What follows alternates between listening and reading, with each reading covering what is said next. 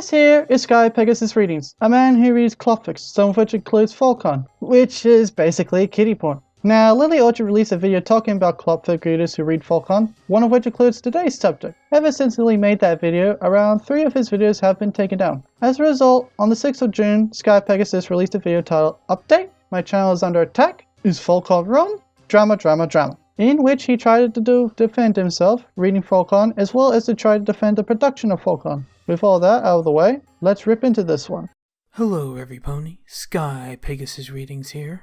You know, since you read foalcon, that voice of yours is quite fitting. This video is just kind of explaining my stance on the whole thing and how different people will have different opinions and outlooks on what they create creatively in any format, whether a YouTube video or a painting or a movie. No matter what it is, there will always be someone who finds it maybe controversial or, they find it's bad in general or they just don't like it. No. Really? Some people will think foalcon is bad or, gasp, controversial? How unthinkable! So my whole view of foalcon in general is the characters involved are, said by the author writing the story as saying they're underage. Well, you can say anyone's any age. Those Luna and Celestia stories describing them as children, whereas they live for thousands of years, so they're actually a couple hundred years old. In those stories, they just looked like children. And you could say anything is underage in a sexual meaning, and it doesn't matter because that person or thing is not even real. They're a couple of hundred years old, but they look like children? What? You do know what you're saying is retarded, right? If Luna and Celestia can physically age, then it'll be safe to assume to say that they have gone through mental changes as well, which means that when they were kids, they still had the mental capacity of kids. You moron! Also, it is wrong and fucked up to write a story where a kid is in a sexual situation, whether it be fictional or not. Planet Earth, of which we live on. I wish I was in Equestria, but we live on the planet Earth, and anyone's real child who is underage being written in a story that way is 110% wrong.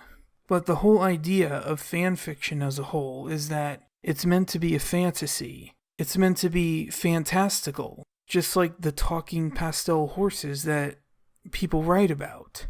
They're not human children. In Equestria, is there an age of consent? They never talk about it because it's a freaking kids show. Why would they talk about age of consent?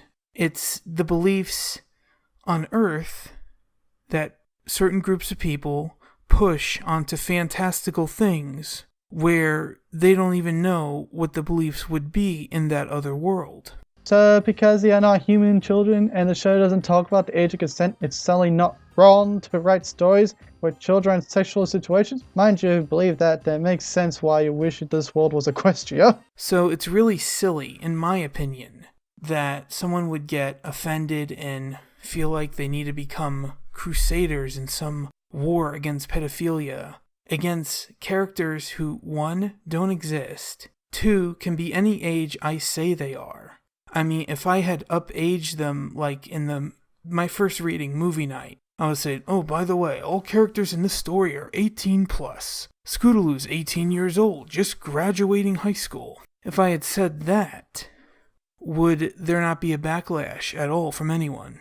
Well, no. There wouldn't be any backlash to upping the age of the characters. It'd still be creepy as fuck, but it wouldn't be as bad for you as writing children having sex. Scootaloo was underage.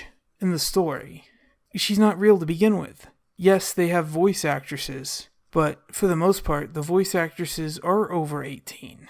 The CMC voice actresses weren't. But if you want to say it as an argument like, oh, because the voice actresses for the CMC specifically are underage, that me or anyone reading or writing a story about them in a sexual manner is pedophilia.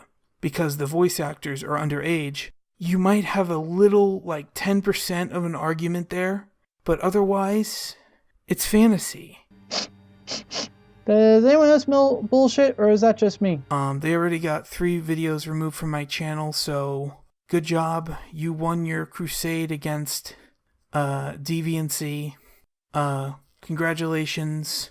Wow, you've made a big impact.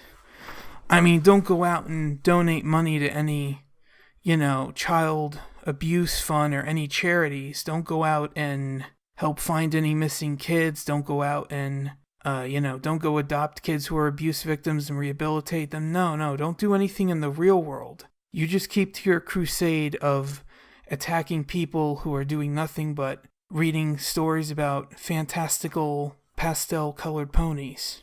Yeah, you're really doing a great part in the world of preventing pedophilia. I don't know, man. I think attacking pedos in the fandom and attempting to get rid of them is a good cause. You know what? I'm not gonna bore you guys to death with the rest of this dribble. So here's a clip to sum this up. Mentally deficient / retarded / dripping with autism, just spewing out of everywhere. God knows where this autism's coming out of. From God knows where. So fucking spraying out of your ears. It's embarrassing to hear. Well, I have no idea how to end this.